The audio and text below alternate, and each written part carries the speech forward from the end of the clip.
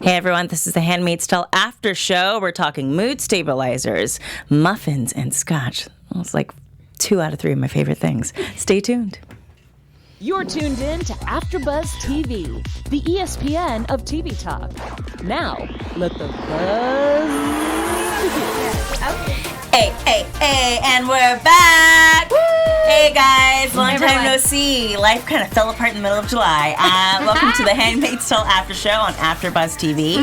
I'm Adrienne Snow. We're going to be talking all the fun stuff today, including the Resist Sister, the news, and we're talking, I should say this because I'm a little out of practice, but anyways, we're talking Season 3, Episode 10, The Witness.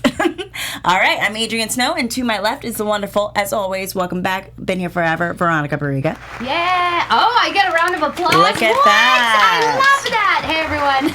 All right, and to the left of her, always speaking nothing but the truth, Miss Lauren Hubbard. Yeah. What's up? And then to the left of her, normally you would see a male presence, but we're all estrogen today. So give it up for Miss Kitty Kaboom. Yeah, thank you. Yes. You guys, so wonderful to be back. Sorry, I fell ill to being human and everything, but let's go right into it. So just first thoughts.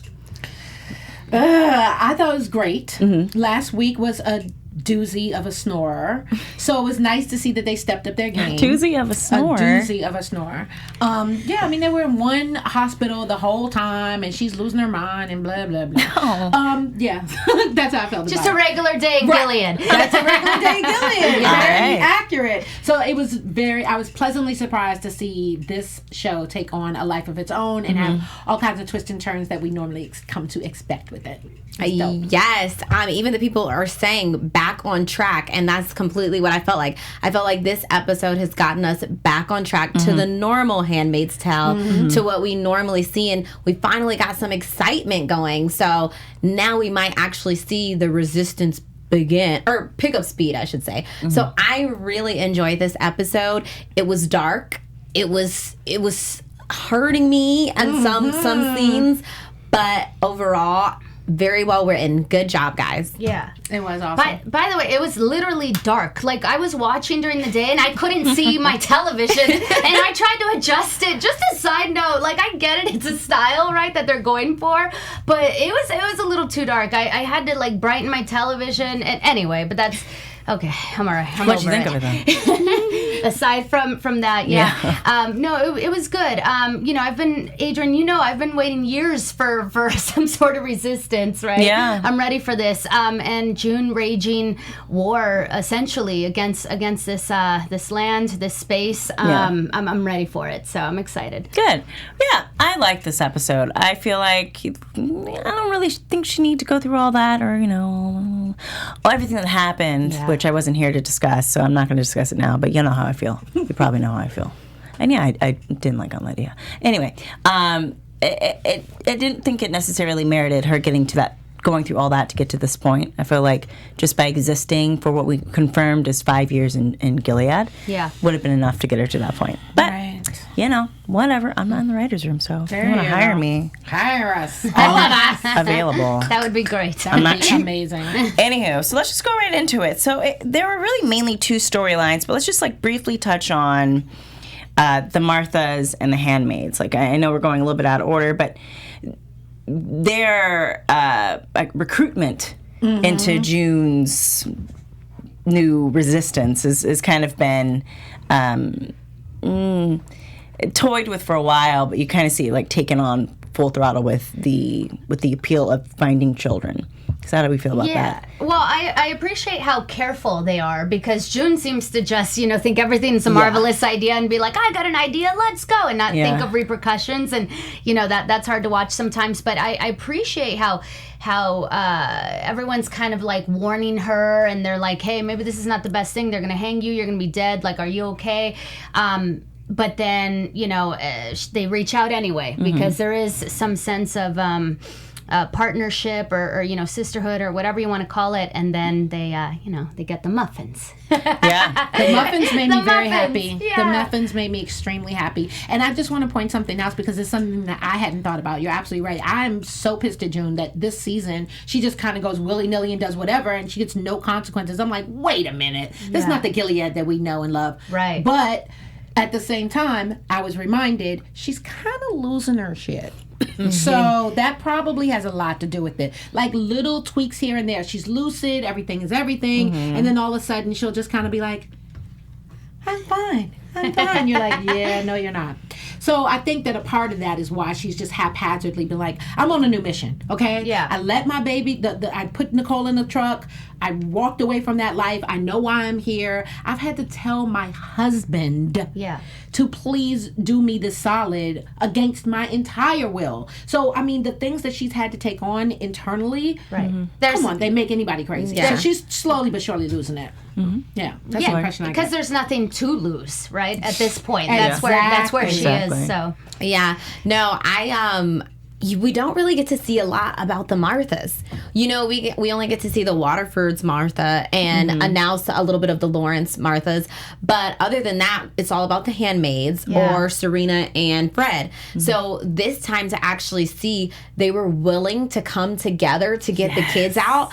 I thought that was amazing. Yeah. Because, you think, oh, they're the Marthas, they're going to be obedient, But Actually, though, the Marthas be straight up resisting. They the crap do a out lot stuff. of Like they're the reason passive-aggressive. why Nicole and Emily story. were able to get out because they story. set up the whole system that of is true. like getting them out. That is true. Okay, yeah, we did see that, but it's like I said, we only see a few. We don't see them when they're all together. Collectively. So we don't know what they're whispering about. We don't know what's going on in their heads. So to finally see it, for them to be reached out to and they say, yes, we will get the kids out. I thought that was awesome. I was like, what? All those muffins? Because it starts small and then it goes to a large frame and you're like, wow. I knew from the look on her face that it had to be a lot of muffins. Because she was literally just standing there in awe in the kitchen. Yeah. And do you mind if this is totally your job, so please tell me if I'm overstepping, but I got a question for everybody. Go for it. Thank you so much. I got to know what you guys think about the fact that the Marthas, yes, we finally see what they're collectively thinking and all the rest of that, but who believes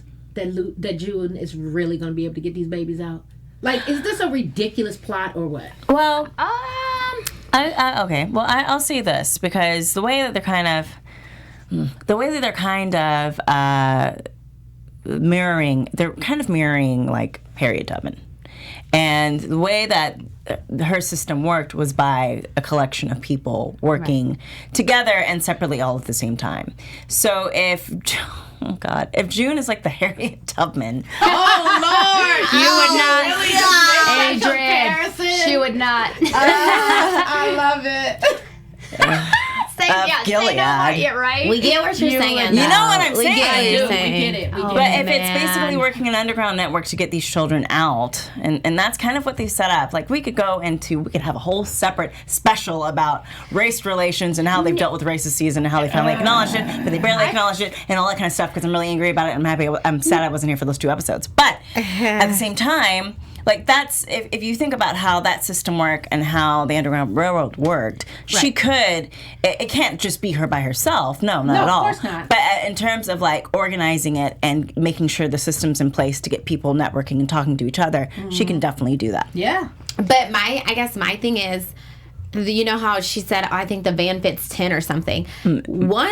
If they do successfully, let's just say, get 10 kids out on the first try, so an adult has to go with them 100%. Well, she said we're going to need a bigger boat. Yes, So- but this is my thing.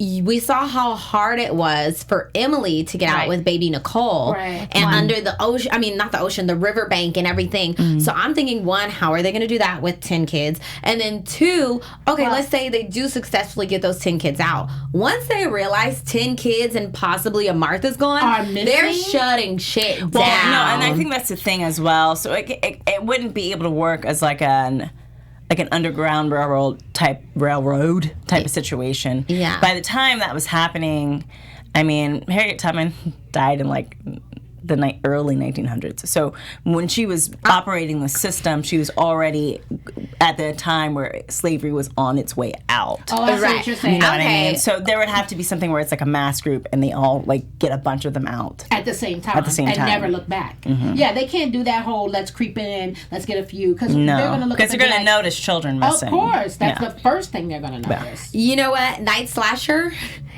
I'm going to call you out. He said Harriet Tubman isn't that crazy to do that crap. Sir. What? He's talking about get them out of the... he said Harriet Tubman, isn't that crazy to do that crap? No, Harriet Tubman isn't that crazy to do that crap. Like to get the kids out the Handmaid's Tale. I don't even understand. He's basically saying she's not going to do it. Not June, but like saying her. Okay, it doesn't matter. The point is, she got all the slaves out, so yes, she could. She could get the kids out of Gilead. I mean, this isn't a history channel. If you want to learn about Harriet Tubman, you can go see a movie now. Actually, anywho, I just the whole thing for me was like, how do you shut shit? We're allowed to cuss, yeah? Yeah. Okay, how do you shut shit down, right? There we go. How do you do that? Beep. Yeah, I wrote this down. So you take their greatest resources, right? So when you want to take over a country or, a society, you go in there, usually a military, usually the United States, but whatever, we won't sidetrack. But you take their greatest resources. And in Gilead, the greatest resources is the children because that is the future, right? Essentially, you cannot exist if you cannot procreate, obviously. And that's what they offer to the world is their system of procreation. Oh my God. And so anyway, I just thought it was so brilliant because June, as crazy as she has unraveled up until this point, she still understands how to get them good and hit them where it hurts. And so, if she's successful. I have hope. I'm trying to be an optimist. I just want yeah. Well, we'll see. We still have 3 more episodes to go, but let's just go ahead and get back on track. So that's kind of where we're at with the Marthas and the Handmaids. Let's just go right into. First, before we go into the Waterfords, I just want to say thank you guys so much for watching AfterBuzz and being here, even though I've been totally sick for the past 2 weeks. Anyways, that's just me doing a Cher impression. Do you have any thoughts, Thorne? Yes, I do. Since, like Adrienne said, we just want to thank you guys all for watching. So if you're watching us right now, make sure to give us a thumbs up, leave a comment on YouTube, subscribe. If you're listening to YouTube, if you're listening to us on iTunes, give us a 5-star rating, leave a comment on there as well, because we're so happy you're tuning in. We couldn't do this without your support. And thank you guys so much for making AfterBuzz TV the ESPN of TV Talk. All right. Thank you guys so much. Please subscribe, rate, comment. YouTube. Share the link. Get into the conversation. Spread the word.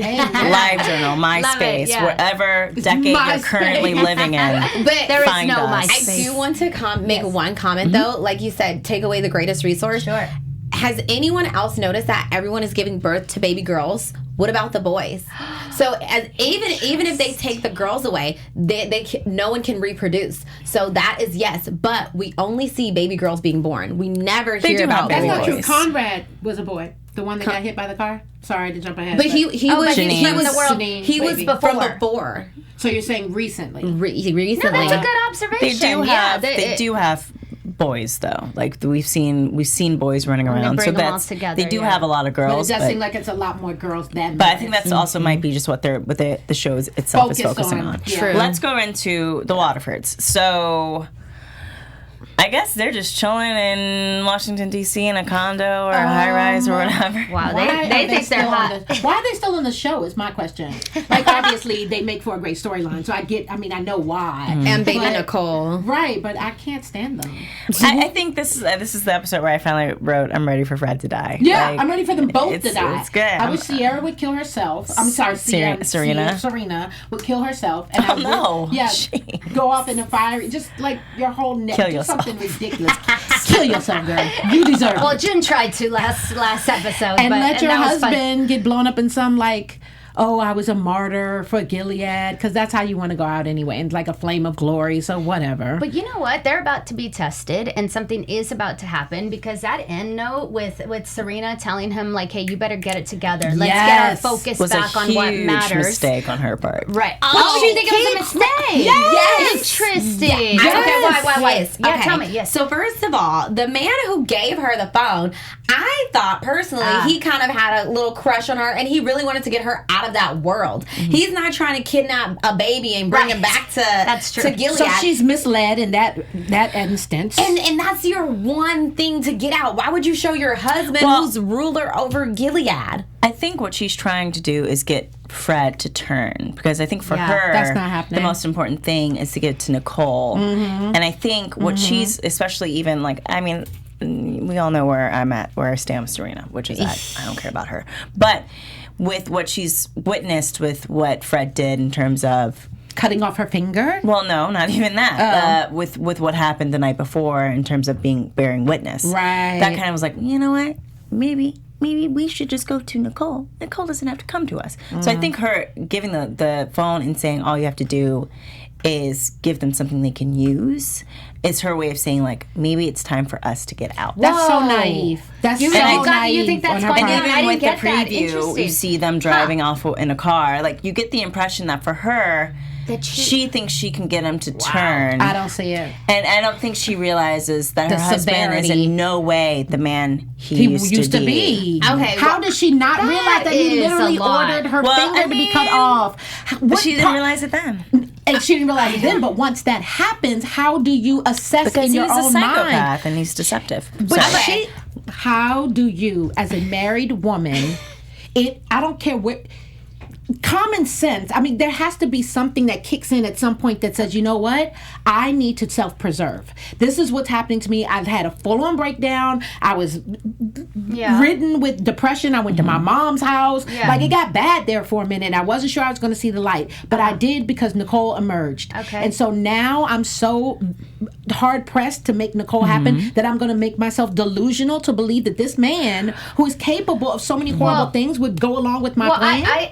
That's a great point, and I don't even think I don't know if I agree with you, because I'm not sure that Serena's ready to leave this world. I mean, if anything will make her do that, I think it could be Nicole. Like, that would be the one thing that'll make her, switch. But I don't know. I mean, you think she's ready to just leave it all? Nope. For her daughter, yes. That would be the one That thing. ain't even her Lauren, sorry, everyone, sorry. That would Lauren. be the exception. Yes. Yeah. So I agree with you. I think when she did say give Fred the phone and say give them something that they can use, I agree. I think she's saying work with them, give them a little more information about this government so we can get our baby back. I don't know if that necessarily means going to Canada, but it definitely means helping them, helping the other side to get her baby. But I think she's stupid if she thinks he's actually going to do that. I don't think there's any other way that you can come to your husband and say, like, hey, perform this treason against your country. That's what it is. Without having to go and join the country that you're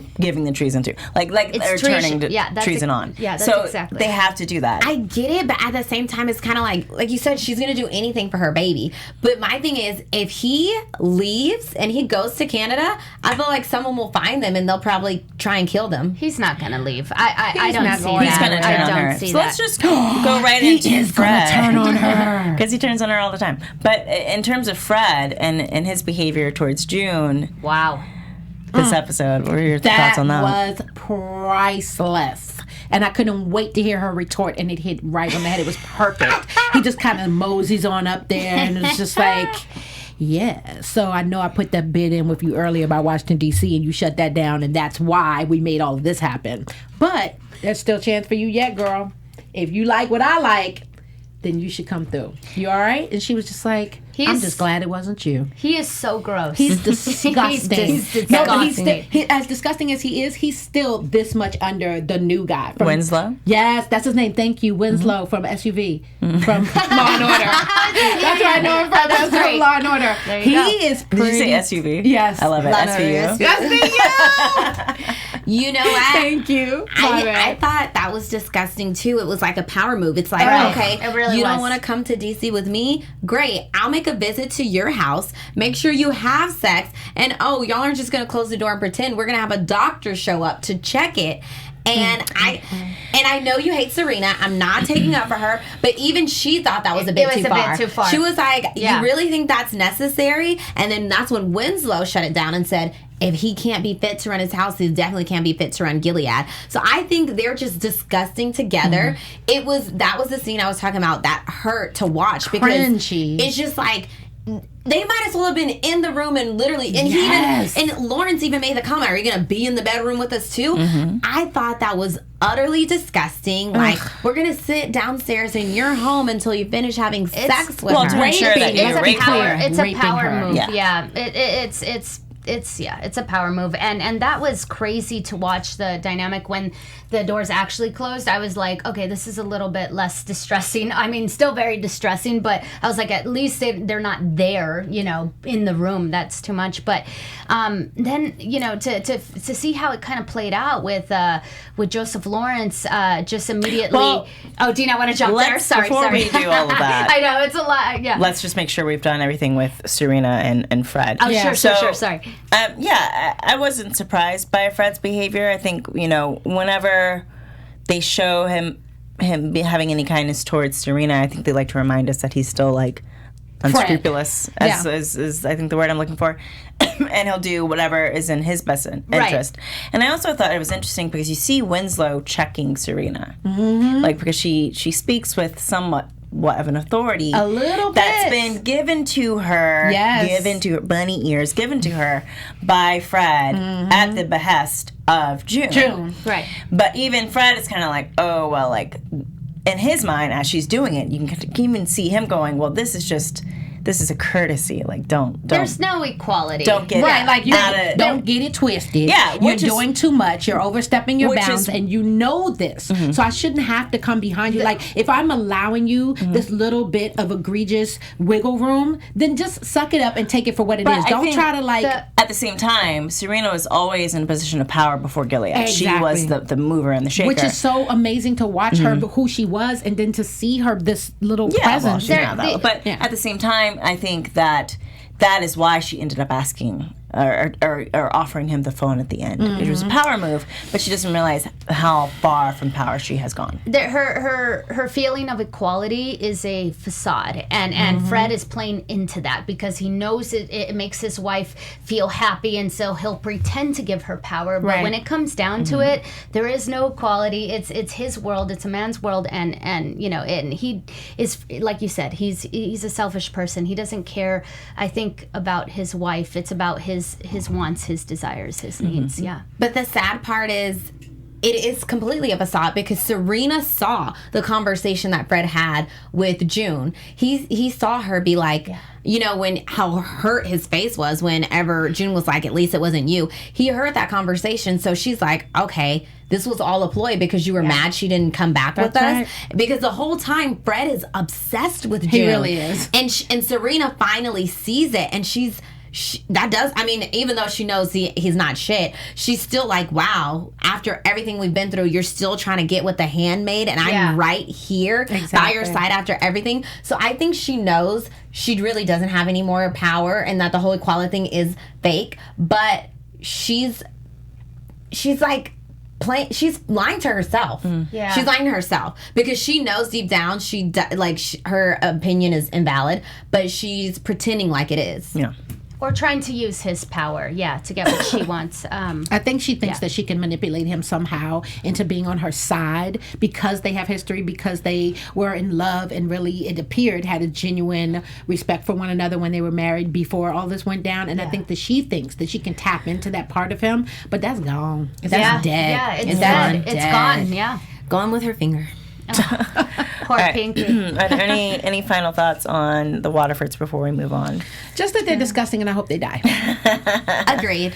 Last thing, I just want to say, I think Fred's going to get worse because now that he's around more powerful, like in the DC, that thing is intoxicating. And, you know, he sees this guy, the way he walks around, the way he owns the handmaids, the way, you know, they got the wires in their mouth. I think we're going to see a darker side of Fred. And, you know.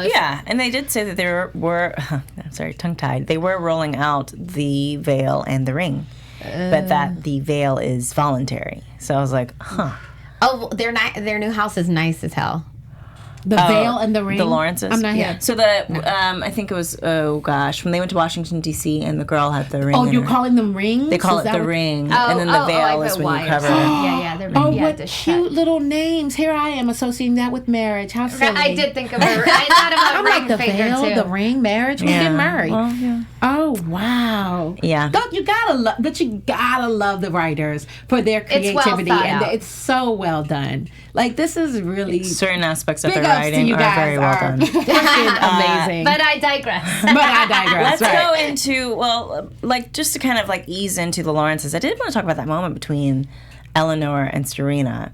So yeah, I didn't quite understand where this moment of empathy came from, Serena.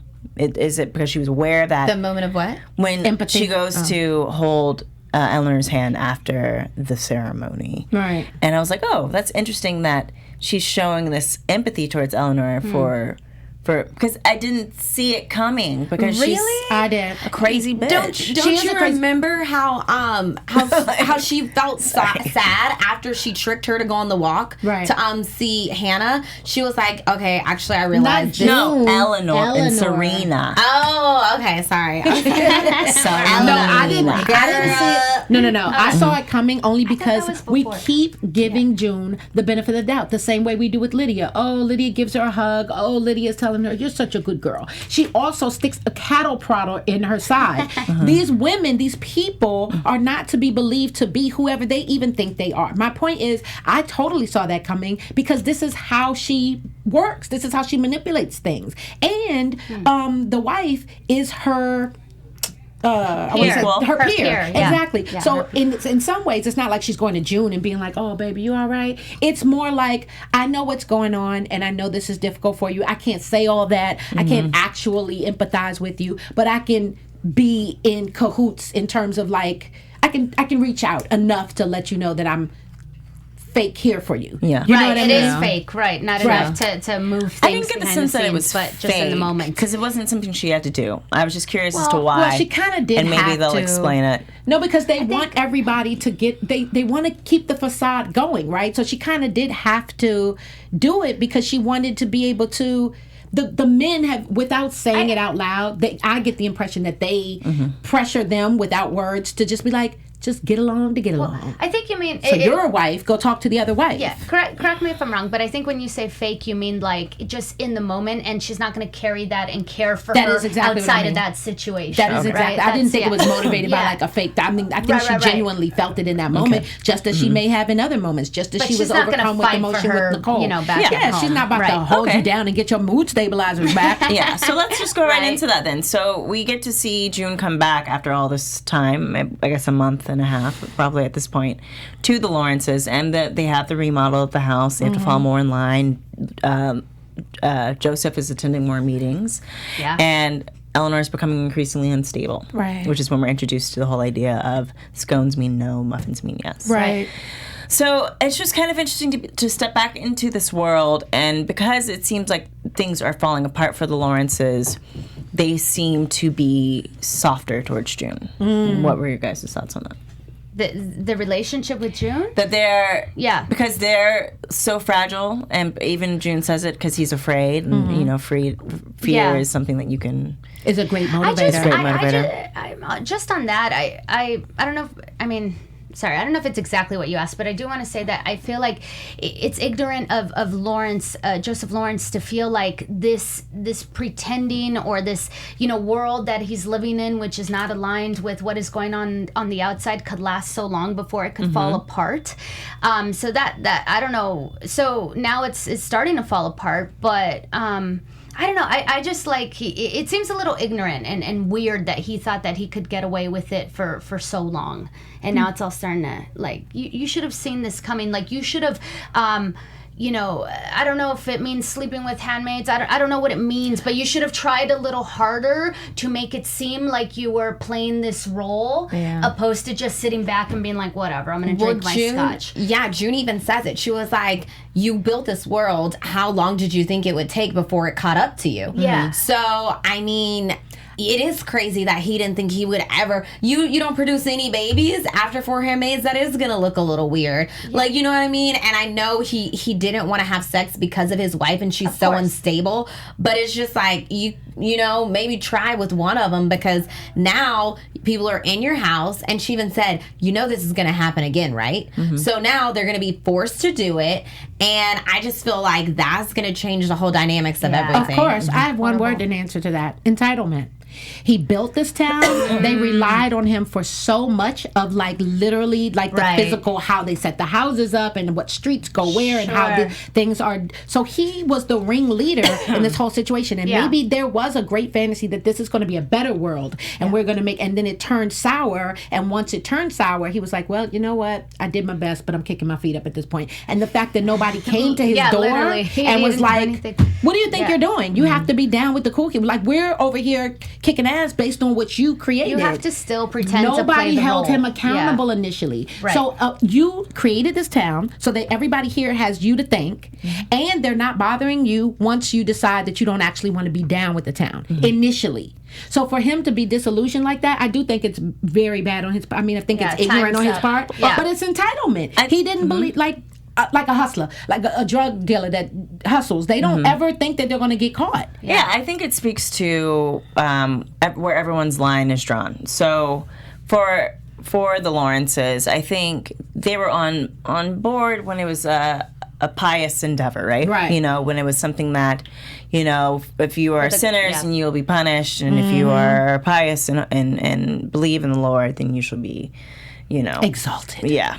I don't know. I haven't been in church forever. I would be dead already in Gilead. But I think that with that in mind, he figured, well, I don't agree with this aspect. And I forget who he's modeled after in the actual Holocaust, but there was somebody who helped establish concentration camps and how they were going to run.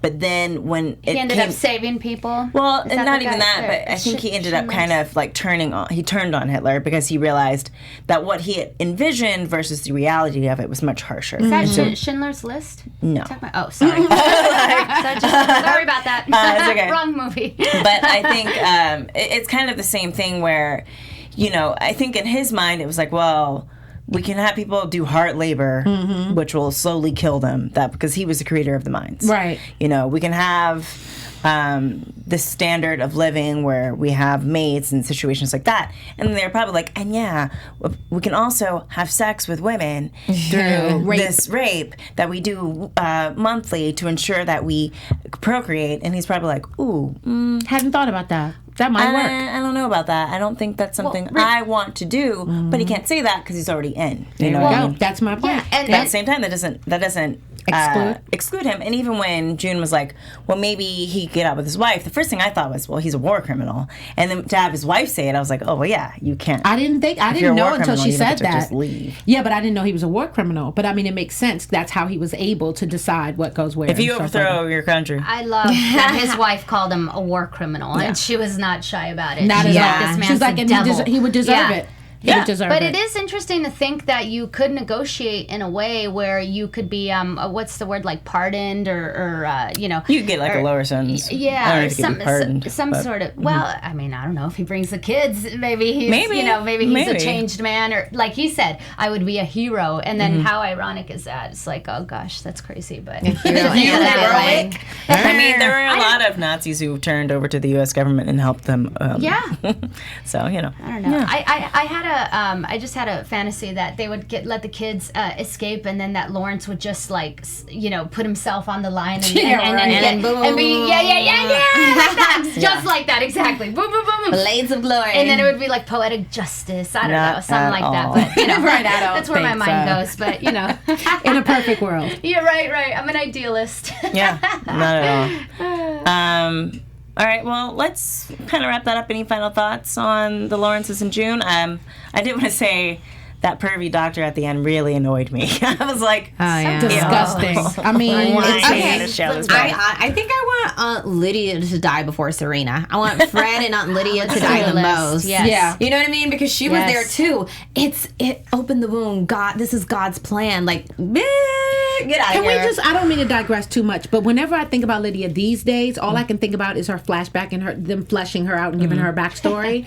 That was so paramount to me in terms of understanding who this woman was. But what I was talking to another young lady, another host today, and we were talking about the show, and I was saying that I don't understand how one incident of that caliber could take, like, remember she was in the bathroom, she's breaking mirrors. Well, yeah, and it but took her that's to a the other whole side. nother episode, I agree. and That she was just, unfortunately, I'll just say the we woman can't talk commented, about it. not Yeah, everybody's that strong. Yeah. That's all I'm saying. I didn't think of that. Yeah. Strength never. Does she have compassion? You have compassion for Aunt Lydia? Yeah, a little bit. Oh no. Oh, no. all right, on that note, let's go on to news and topics. News and gossip, News not and news and topics. topics. AfterBuzz TV News. Okay, so my first piece of news is that it's actually Elizabeth Moss' birthday today. Yes. Happy birthday. Happy birthday. She turned 37 years old today, and Nice. she is actually, she released a new movie. It's called Her Smell. Okay. It's, I think it's out in Australia right now. I don't know if it's In France. Is that what that's it? Yeah. France, girl.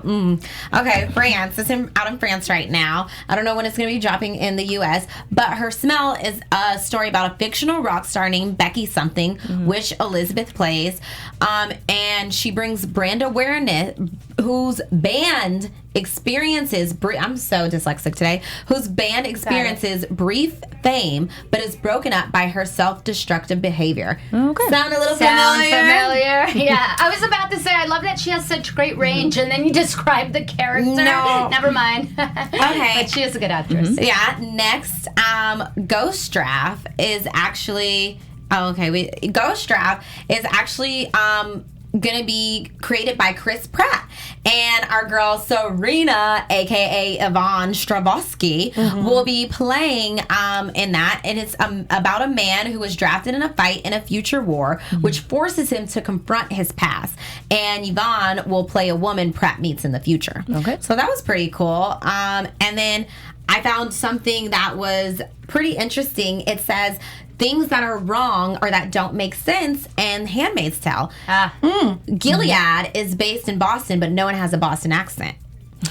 Apparently, women have perfect vision. No one has glasses, or they don't allude to any contacts. We The see, doctor did. No, women. But we see Emily get glasses when she goes to Canada. No, she had, like, they gave her new glasses, a better prescription. No, she didn't have No, she glasses. didn't She didn't have any at all. No. Oh, okay, my bad. Yeah. And then with the women with the rings, they want to make sure they're healthy when they're pregnant, but they can't eat with that. So are they on a juice They cleanse? fit tube. Yeah, probably. So yeah, so that, and then last but not least, there was a Cosmo article about Madeline Brewer, and she talks about her character Janine, and about how her character has progressed from now until currently. And she says that her character is not playing the victim anymore, and she's not afraid to call out things when she sees they're wrong, because she has become stronger. And let's see, she's just like, all right, no more Mr. Nice Guy. Okay. And it's a much more, but we're limited on time. If you guys want to check it out, though, the article is really good. It's on Bazaar. Yeah. All right, great. Thank you so much. And let's go right into Resist Sister. Yes. Okay. So the Resist Sister of the week is actress Bella Thorne. She's a former Disney Channel star. What? No, you don't agree? I knew you'd say something. Hear me out, Adrian. Hold on. So did you hear about the interview she did? No. Let's go. All right, I'll tell the rest of them. She was promoting her book on ABC News, so big network.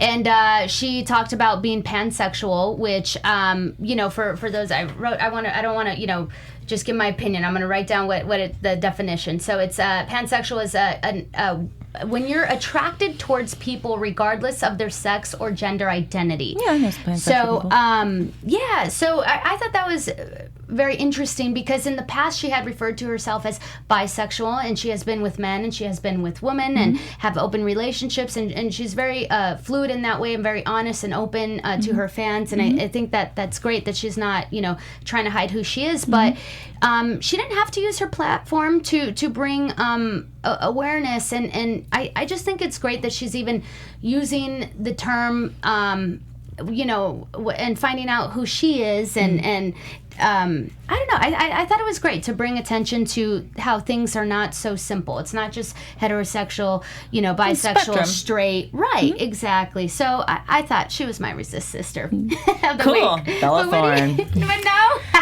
I'm curious. She has a history. Anyways, We'll talk okay. after. So Thank you for breaking down what pansexual is, though, because I literally did not understand. I thought when they say that, the meaning that I heard in times past was that I'm just attracted to anything. What does that mean? Like inanimate objects you're in love with?